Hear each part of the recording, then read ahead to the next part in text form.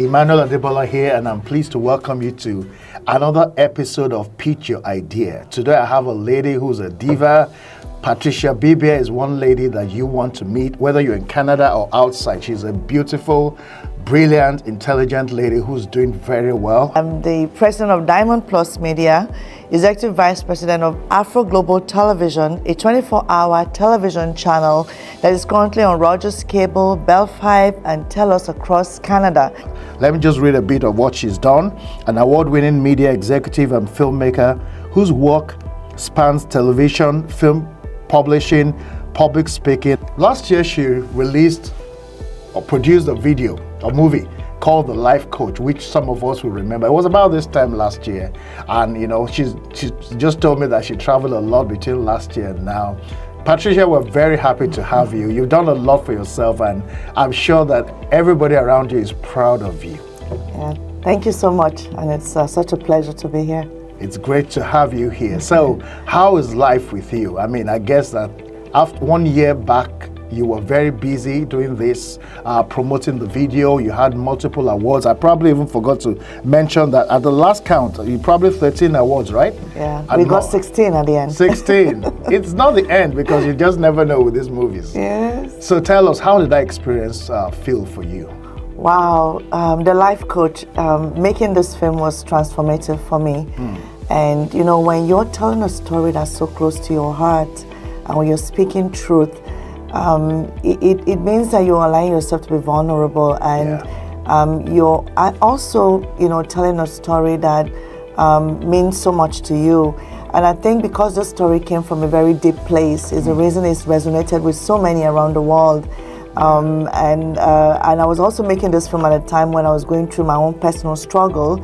And the film is about this, you know, life coach who's going through his personal struggles and hiding it from the world because he has this perfect picture that he's trying to paint. And that's what we always do, putting our best foot out there when we're struggling on the inside. So the film taught me vulnerability, and touring the Caribbean, the US and other parts of the world actually opened my horizon and also helped me to appreciate the fact that when storytelling has purpose, meaning, and truth in it, you know, people, it touches people in a unique way.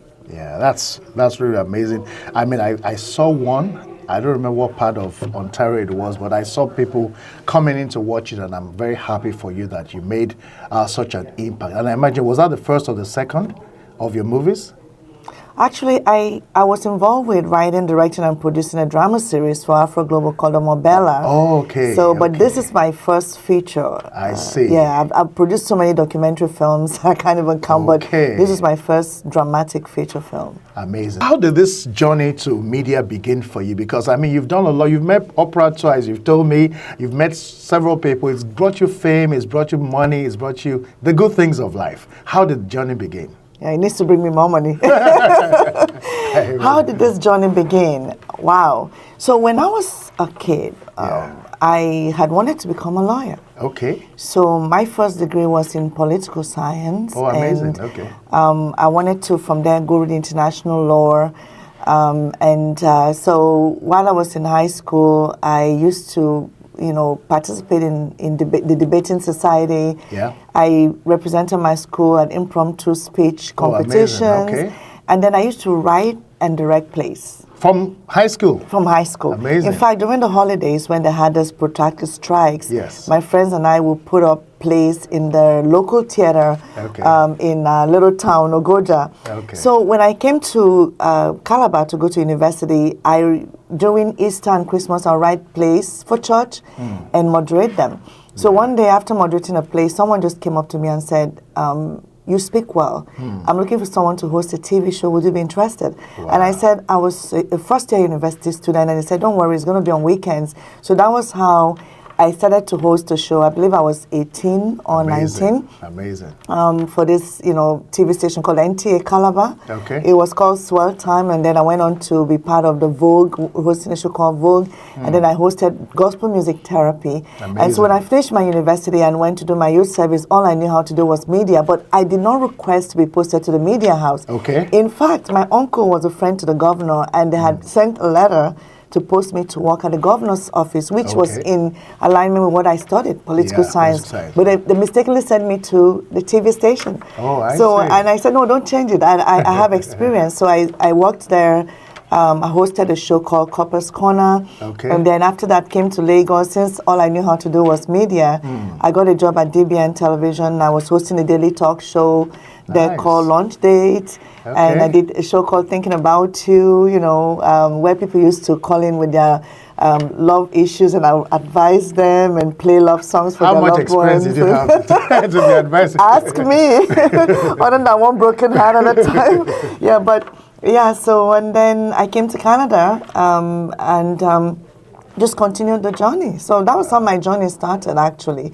Wow. Yeah, I should also backtrack and mention that when I was in high school, I had Oprah Winfrey's magazine cut out on my wall. Okay. And I watched, and that's because I'd watched her on satellite once doing her talk show, and I said, I want to do that someday. Amazing. And when I said that, I was supposed to say it in my heart, but it kind of like came out and people looking at me, I'm like, oh my God, this is embarrassing. But I always look back now and say, what I confessed came to pass. Yes. Yeah. And there's a school of thought, that says that just say it repeatedly and it will come. And for you, it has come many times. The challenge many people face when it comes to Canada is that it's like a wake-up call. You come in on a high and life just strikes you back. I'm wondering, how did you make the decision to become a business owner right from the get-go? Or was that something you evolved into? Wow, my journey as an immigrant in Canada has been one of resilience, reinventing myself, sometimes lonely, but one of never giving up. I think that's what has really, and of faith, believing that, things are going to work out. Yeah. When I came to Canada, prior to coming, I was hosting a daily talk show in Lagos and, was doing really well. And so when I came here, I had dreams like everyone else, but, things were not the way I expected. I think all of us can say. Yes. First of all, here I had an accent, which was number one deterrent. Yeah. And, so trying to get back in the media wasn't that easy. Okay. So I went back to school and studied multimedia at Algonquin College of Science and Technology in Ottawa. Okay. And did a business, course, got a certificate in that. And was working as a telemarketer. My first job was at Walmart, though, as an overnight stalker. Not stalker. Okay. So, but after I got married, a week after my wedding, I got fired from my job. Wow. And I got fired from my job because I was busy planning my wedding. Oh, okay. So, and then I thought, I gave this job everything. My boss was at my wedding. They knew I just got married and they fired me. So I thought I got to start my own stuff. Yeah.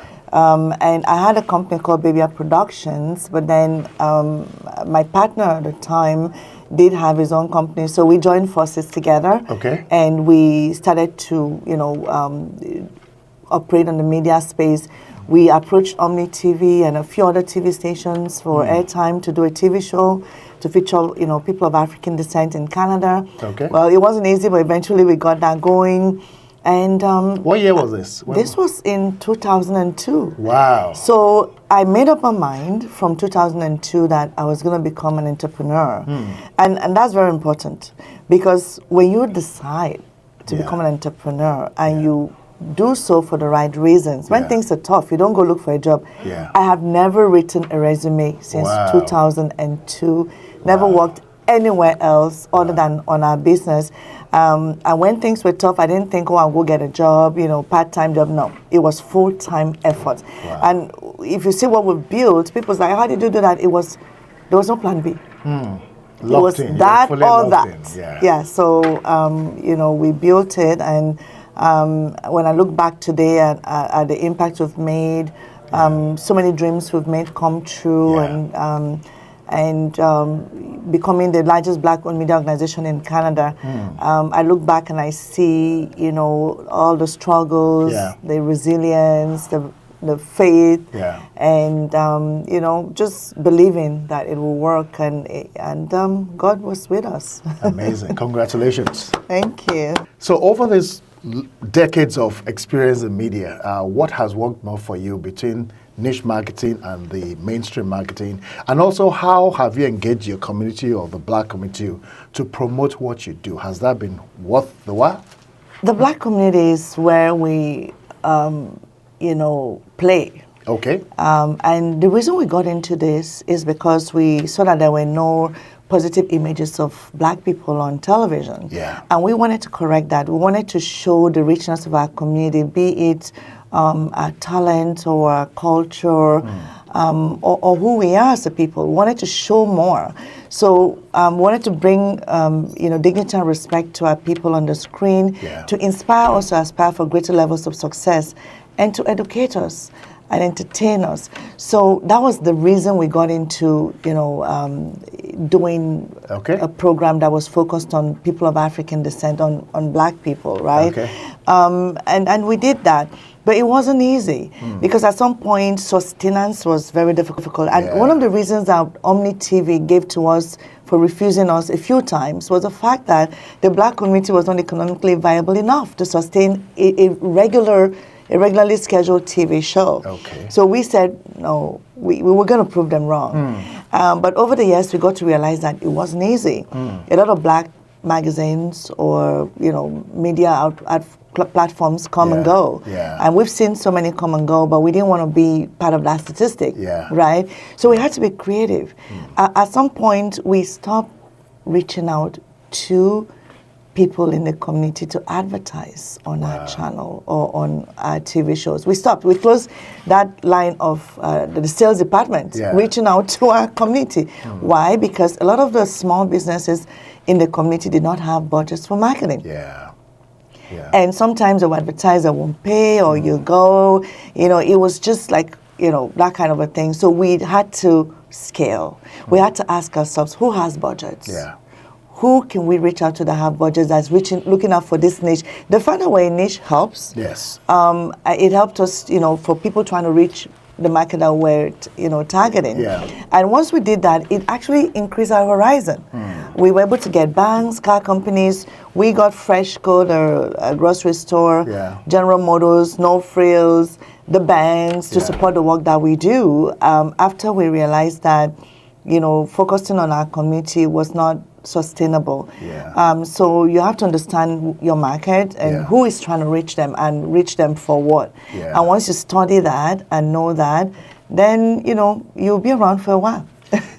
Some of these things are cultural. I think that beyond not having a marketing budget, what I find out in our community is that when people say they're your friend and you're doing a business such as this, they expect that you do the service to them for free because they don't recognize that you also have to pay your bills and so on. And so those are some of the things we need to address within our community as well. So we'll get things better. But I do hope you're getting the recognition that you deserve. You're probably one of the last standing Black-owned media. You say you're the largest. That is impressive, and that considers all the 10 provinces and 3 territories. Does your reach, people get to enjoy your service across Canada? Yes. So right now, 24-hour TV channel Afro Global Television is on Rogers Cable, Bell 5, TELUS, and Eastlink across Canada. Wow. And we have a few regularly scheduled magazines, and we produce over 20 titles in our Discover magazine series, which we've done magazines for countries, for organizations. We've done magazines for Nigeria, Zimbabwe, Zambia. Which we collaborated with the government. So. People across Canada and even beyond the borders of Canada are impacted by the scope of our work. That's beautiful. So much for the past. Let's talk about the future. What are the initiatives you're working on? I know that last year you and Omoni Oboli of Nigeria had some initiative that you were starting. How is that going? And how are the other things you will tell us? Yeah, I'm very excited for the future. Yes. Because God is doing amazing things, and Omoni and I, as you rightly said, we are working on, producing some films under Okay. NICA Pro. Okay. We had a retreat recently, and we actually currently in development. Nice. And then I'm also working on releasing, finally, my podcast, Leaders Oh, and nice. Icons. So the Leaders and Icons project is a multi-platform project which includes a TV show, Okay. an online magazine which has been going on, but I'm adding a podcast because I want Amazing. more people to access this, initiative, which is actually showcasing leaders who are shaping cultures, driving innovation and change in our communities, not just here in Canada, but worldwide. So I'm excited about that. So watch out for Leaders and Icons podcast. Beautiful. And then the Heels on Reels project Okay. is a project funded by the federal government, which I founded to help leaders, female leaders in the film industry, I see. to identify barriers, do the research to find out why women are not thriving the way they should in the film industry, and how we can help them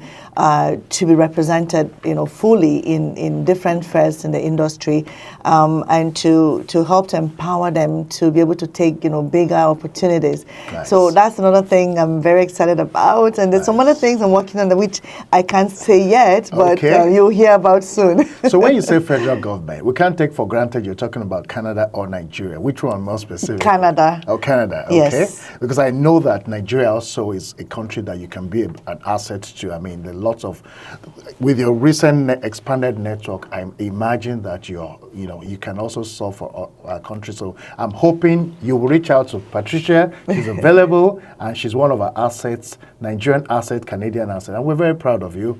Like you said, the future is bright, and we hope that your dreams are exceeded. If the past is anything to go by, putting a picture of Oprah and getting to meet her and even engage and do your own thing is anything to go about, then we can be optimistic about the future. So we wish you the very best. Yeah, thank you so much, and I appreciate you having me. Thank you.